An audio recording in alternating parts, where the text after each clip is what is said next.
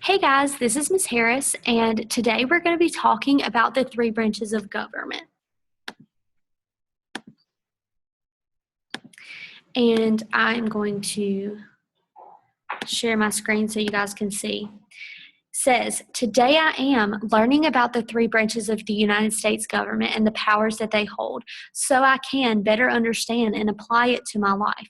I know I understand it when I can identify the branches, summarize the responsibilities of each branch, explain what I have learned to my peers by citing specific information from the text. So that's what we're going to be doing today. But first, I want to talk a little bit about school lunches. And school lunches is something that is very applicable to you guys. And throughout this video, there's going to be several questions that pop up. So I would like for you guys to answer those and click submit and continue on watching the video. So one of the questions that pops up is going to say, what do you think about school lunches? And you can tell me honestly what you think about school lunches. We are going to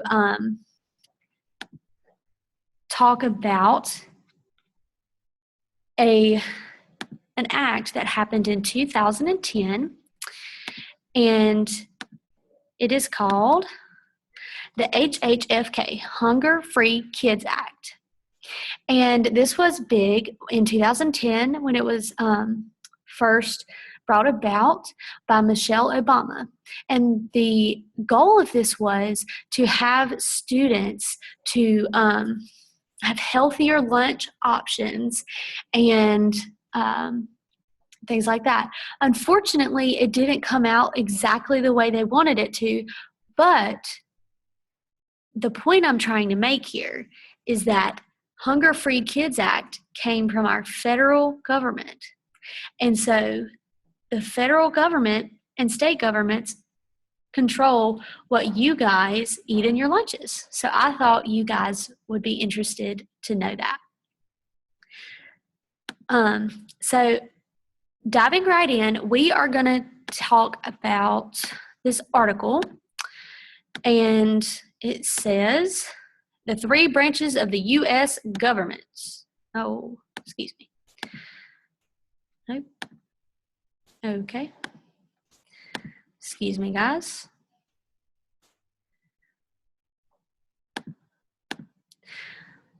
Moment of technical difficulty. Okay, so we're going to talk about the three branches of government. I'm going to read this with you guys, and throughout the video, it will come up and ask you questions. So just remember, just answer those, submit them, and continue watching.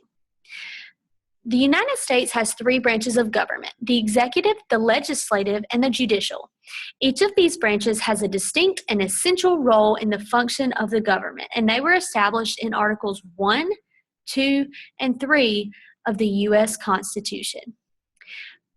The executive branch consists of the president, vice president, 15 cabinet-level departments such as state, defense, interior, transportation, and education.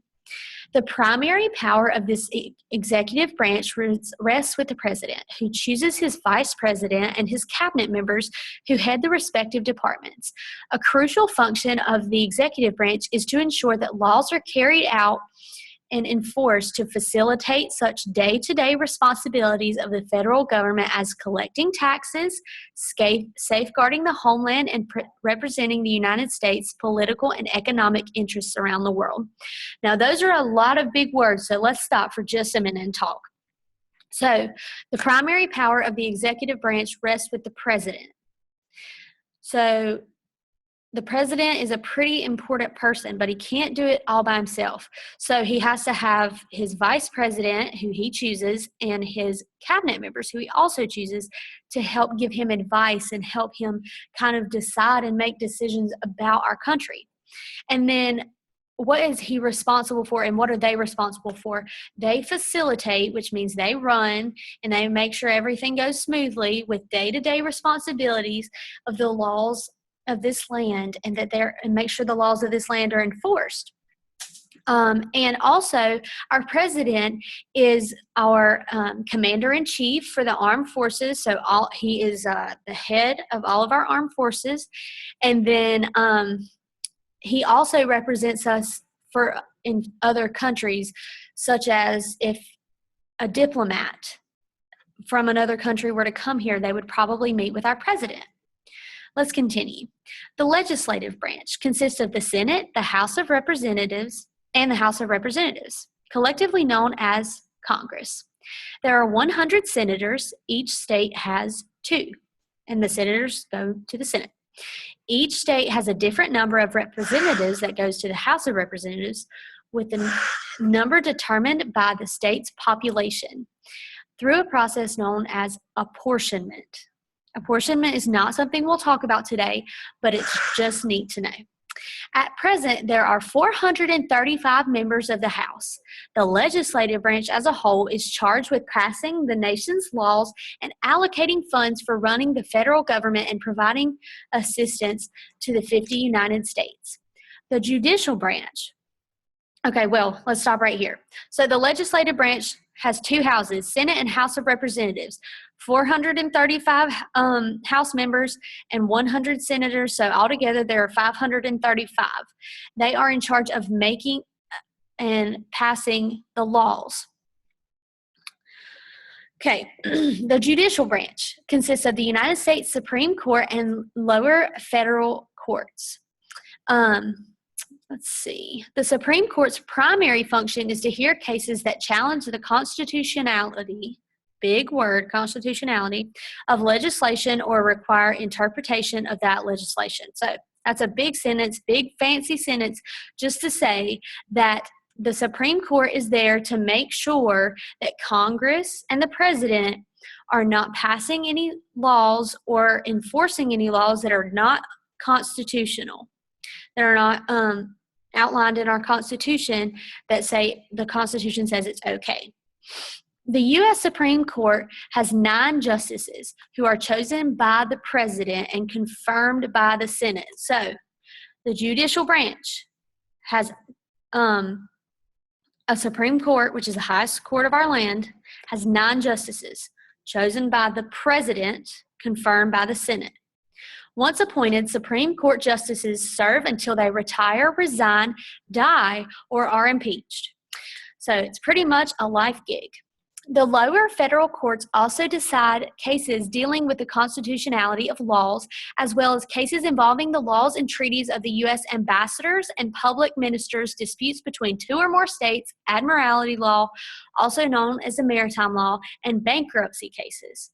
Decisions of lower federal courts can and often are appealed to the U.S. Supreme Court. So, stop right there and talk about that. So, 9 justices chosen by the President, confirmed by the Senate. Kind of starting to see some checks and balances here. The lower courts can appeal to the Supreme Court. Now, the Supreme Court cannot hear every case because that would be entirely too much, but they can choose and decide which cases that they see and that they take. So let's talk about those checks and balances that I just talked about. Why are there 3 separate and distinct branches of government? Why? The framers of the Constitution did not wish to return to the totalitarian system of governance imposed on colonial America by the British government. So that means they did not want to go back to a system of government where they were told what to do and when to do it and how to do it. So they came up with a new system to ensure that no single person or entity had a monopoly on power. So that means that no person could have all the power. The Founding Fathers designed and instituted a system of checks and balances.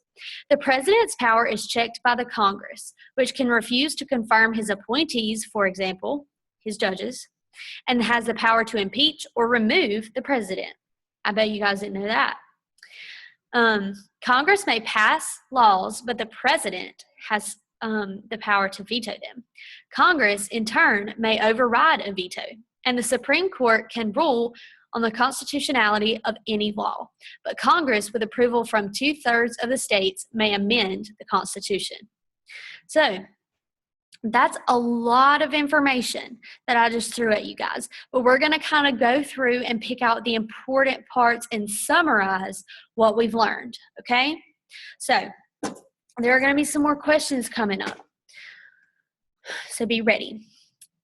Now, there are how many branches of government? There are 3 branches of government. And what are they? They are the executive branch, the legislative branch, and the judicial branch. What is the executive branch in charge of?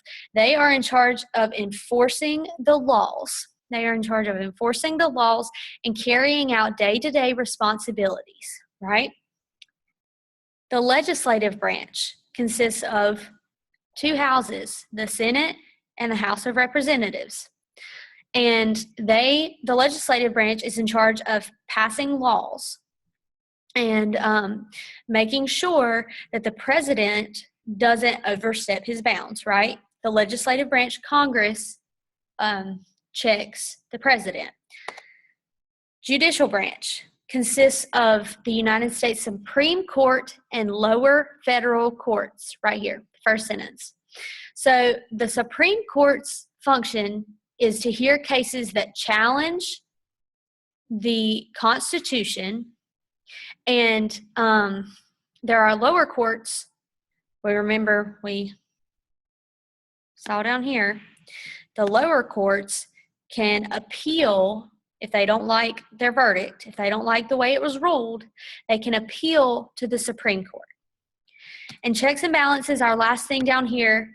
Why were there checks and balances? So that no one person or no one branch had so much power that they took over and they basically had control of everything. So that's kind of where we're going with this.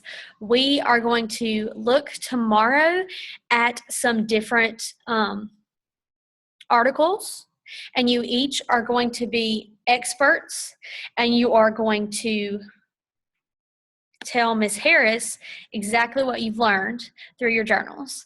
So I'm really excited to see you guys tomorrow, and I hope that you have enjoyed this lesson. And for your check of learning, we are going to do a Padlet together. Yep, we are.